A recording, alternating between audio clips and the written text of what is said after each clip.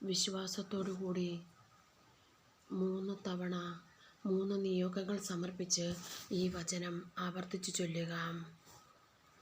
വചനം ആവർത്തിച്ചു ചെല്ലുവാൻ ഈശോ വചനത്തിലൂടെ തന്നെ നമ്മളോട് സംസാരിക്കുന്നുണ്ട്.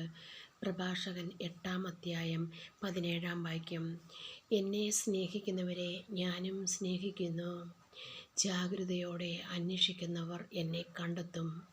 സമ്പത്തും ബഹുമാനവും നിലനിർത്തുന്ന ധനവും ഐശ്വര്യവും എൻ്റെ പക്കലുണ്ട്.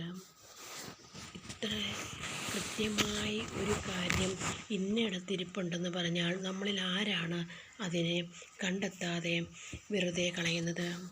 എന്തൊക്കെയാണ്, എന്ത് ചെയ്യണമെന്ന് ഈശോ പറയുന്നുണ്ട്.